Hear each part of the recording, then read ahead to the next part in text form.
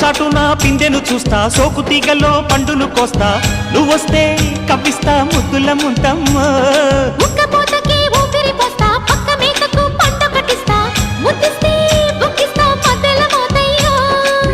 ఓలమ్మో పుకారులు షికారుగా రావమ్మో, ఎదలే ఏడెక్కిస్తే ఎట్టాబులమ్మో.